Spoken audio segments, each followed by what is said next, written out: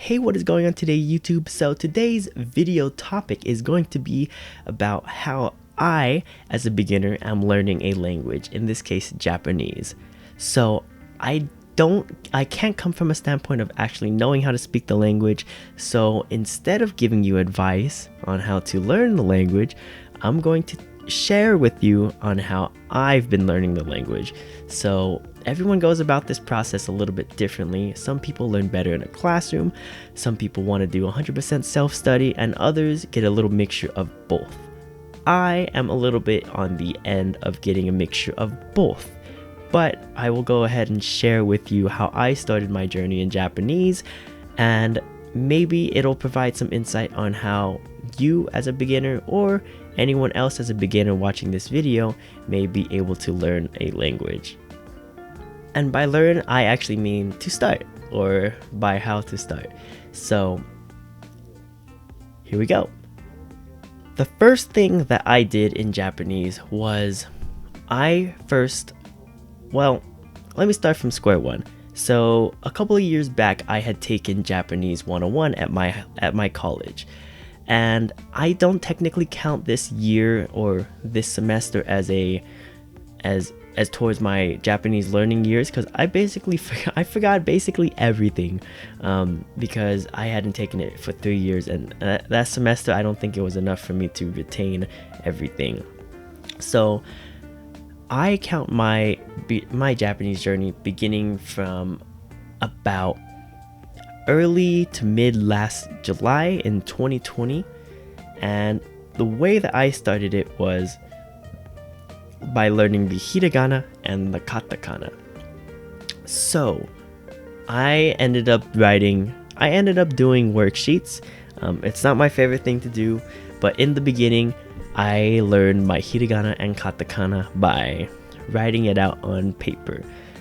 And I know that goes against the main way that I learn now, which is through Anki, but at the time I thought this was the best way of doing it, and I still don't think it's a bad way of learning the katakana and hiragana.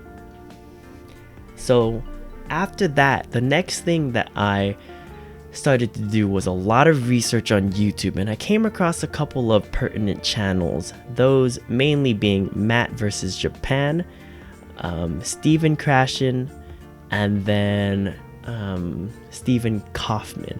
So those three people on YouTube were the main my main, I guess, ideology for my learning in the language of Japanese, or learning the language.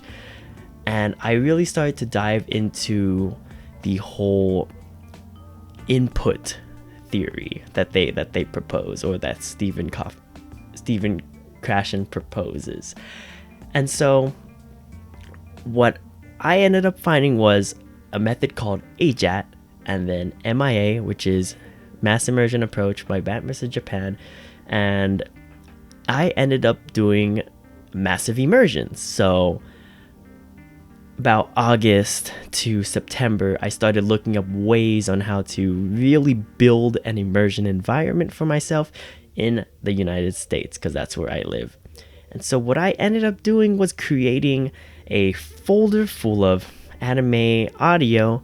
I had already been listening to Japanese music, so I had a bunch of Japanese songs to listen to, and then finding decks for learning vocab. The next player that came into that was a big influence on me was around May and June. This was before I started pursuing learning Japanese. I watched this channel called Japanese in a Year, and so it's this guy, I believe his name is Shawn Crowder, a lot of Stevens, and I basically was able to follow his 1-year journey in learning Japanese, and that really inspired me to go about it through the Anki approach, which his approach was more based off of another person who wrote Fluent Forever. I forgot the Gabriel Weiner's Fluent Forever. I think that's what it was based off of, and that was mainly using a lot of mnemonics to learn the kanji and radicals, and that way to build your vocabulary. So with all that history out of the way, I started building up my environment for the immersion and then building up those Anki cards. As you can see from some of the YouTube videos that I have links to them down below, or you can find them on my channel. That's when I started trying to make flashcards and get my Anki deck set up and all of those things together.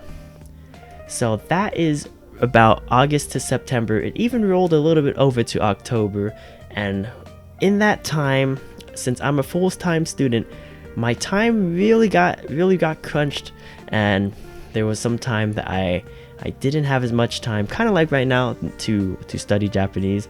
And so instead, I would always be listening to it. So I went a little crazy in listening to it, meaning I would have anime running in my ears almost 24/7, almost nonstop. Like, I'd go to work, I'd have anime, I'd be in class, I had anime slightly in the background.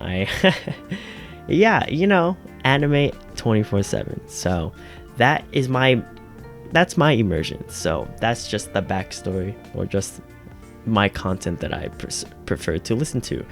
And so around November, December is when my break started to hit. So November I had Thanksgiving break, and December I had winter break. And so during those times, I don't think I had been able to do MP Vacious yet. So I believe around November, December, January, those were the times that I started to find out how to use MP Vacious, which allows me to bring out the subtitles from any content that I watch into my Anki studies. So I ended up using a lot of MP Vacious. I went through a period of like 3 weeks where I was very religiously using my Anki deck and my MP Vacious flashcards, and that was around the time of winter break. So you may be thinking like, dang, that's just 7 months. It went by really quickly, and I'm able to sum it up real shortly, because each day was kind of I wouldn't say the same thing, but learning a language, it takes, in my 9 or 8 months that I've been learning so far, it seems like it's just going to be a time thing. And from the videos and YouTube videos that I watch, it seems to be just a time thing that holds anyone back with the language. And so the way I think about it is, I'm just going to have to put in the time, but here are other resources and here are tools that I know how to use and how to use to my advantage in order to learn the language faster. And so I guess that brings me up until 2021. I think 2021 is the new year, and that's when I really decided on hitting Japanese really hard.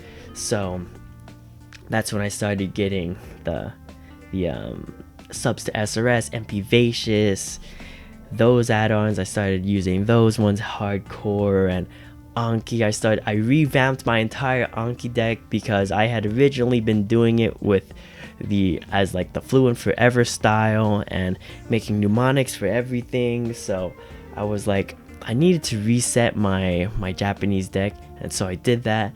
And then by that time, I think now, just last month, like March, I started the 1500 words in a month challenge. And so here I am now with, I would say my vocabulary bank is around that 1600 to 1700 words that I can understand.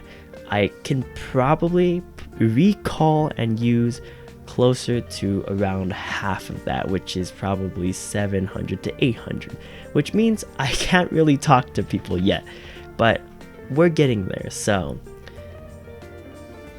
I guess mainly a lot of my journey up until now has been a lot of finding study material, finding tools, finding people to watch, and stuff to get tips on, because it mainly started with me just learning the hiragana and katakana, then really jumping into getting all that Japanese input and content, and basically kanji, everything, the native speaking podcasts, YouTube, all of that stuff was what has brought me up until now. And so I don't consider myself advanced at all. Like, I think the 9 months, I think I've been going at a pretty slow pace in my opinion, but I think if I had pursued this language in a faster pace, I probably would have burned out, or just not had as much fun with it as I would have wanted to. And I think that's the main thing. That's the most important thing, is that as I'm learning a language, I find ways to keep myself motivated and not just stop, because if I go at it too hard and I just burn out, then there's no then all that language progress will be will be lost. And so there's actually one more thing that I want to talk about, and I didn't talk about it earlier, but one of the things that I found later on, or this year, it just opened up.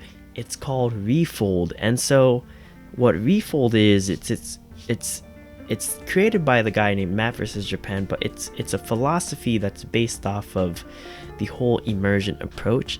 And I think it's a really good website that outlines and gives a roadmap on how to start it, learning a language, and he's actually fluent in it. So I think this Refold website is a good philosophy to build upon, and to maybe, go take a look at if you're a beginner, and it's something that it's very close to the philosophy that I'm learning off of, and I really think it's a good way to go about it. But anyways, I think that's about it. If you made it to the end of this video, thank you so much. Honestly, I think I just rambled on more often than I had something to actually talk about. But anyways, feel free to leave a comment down below how your language journey is going, and what keeps you motivated. If you want to leave a comment down below. Anyways, I'll see you in my next video. I don't know when that might be, but I plan to release one soon about how I've been reading and consuming content that way. Anyways, I'll see you later. Good luck on your studies, and yeah.